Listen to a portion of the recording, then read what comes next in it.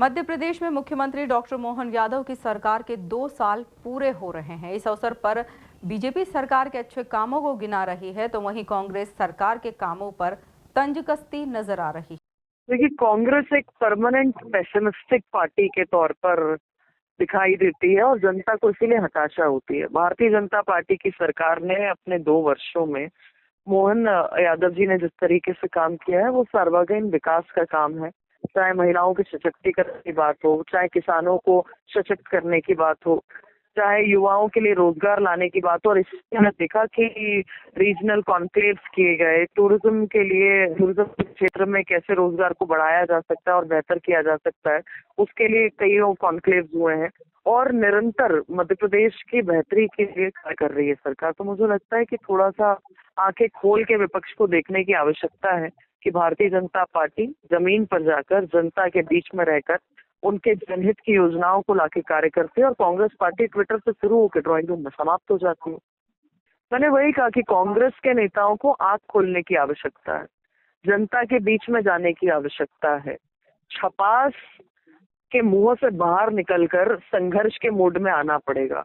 और जिसके पास में विजन नहीं है वो कांग्रेस ही, मुझे नहीं लगता कि इस विजन को लेकर समझ अपनी डेवलप सकते हैं जो भाजपा कर रही है।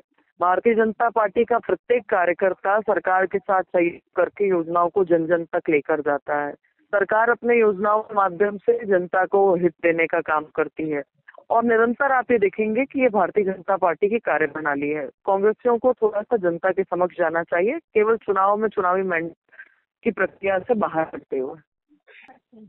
मैं अगर 2 साल की उपलब्धियों के बारे में बात करूंगी तो मैं ये पूछूंगी मोहन जी से, जो हिसाब किताब देना है कि कौन से मध्य प्रदेश के किस ठेले पर कौन से अच्छी कचौड़ी मिलती है, कहाँ समोसे मिलते हैं, कहाँ का दूध बहुत प्रसिद्ध है, कहाँ की कौन सी चाट प्रसिद्ध है। क्योंकि 2 साल में इसके अतिरिक्त वो कुछ ज्यादा कर नहीं पाए हैं। खुद भारतीय जनता पार्टी के जो कार्यकर्ता हैं वो उनके कार्यकाल से संतुष्ट नहीं है। अपने मुंह मियां बिट्ठू बनना बहुत आसान होता है, आप कुछ खुद भी कह लीजिए।